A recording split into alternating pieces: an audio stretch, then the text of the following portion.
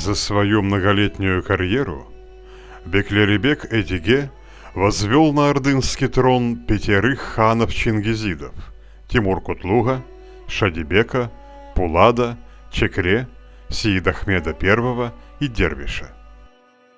Эдиге желал, чтобы на Золотоордынском престоле восседали покорные и послушные ему кандидаты.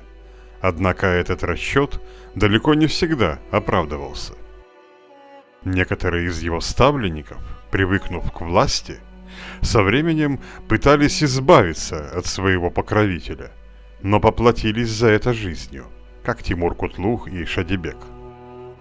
Учтя этот грустный опыт, Эдиге стал подбирать в ханы менее самостоятельных и менее способных кандидатов. Так, устранив Шадибека, он сделал ханом юного Пулада. Но этим выбором Эдиге смертельно оскорбил Тимура, старшего брата Пулада, который считал себя первым в очереди наследников Золотоордынского трона. Тимур поднял мятеж, сверх Пулада и сам стал ханом. Он изгнал Эдиге из сарая и пустил войско в погоню за ним. Эдиге бежал в Среднюю Азию, спасая свою жизнь.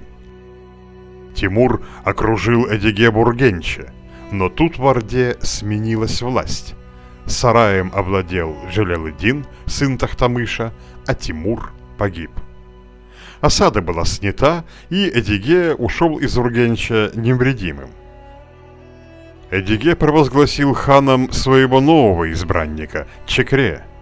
Тот яростно сражался за сарай с Джалялыдином и его братьями, но не смог прочно закрепиться у власти и вскоре погиб. Тогда Эдиге сделал ханом Сеид-Ахмеда I, но и тот, не прожив и полгода, тоже полег в противостоянии с сыном Тохтамыша Джипар-Берди. Об этом хане не осталось никаких сведений, кроме выпущенной им монеты. Последним ставленником Беклеребека Эдиге стал Дервиш-хан. Он повторил судьбу своих предшественников и был убит Кадыр-Берди, очередным сыном Тохтамыша, включившимся в борьбу за власть. Теряя своих протеже одного за другим, Эдиге вознамерился возвести на ханский трон следующего кандидата, Хаджи Мухаммеда, но не успел, поскольку вскоре и сам погиб в бою с войском Кадыр-Берди.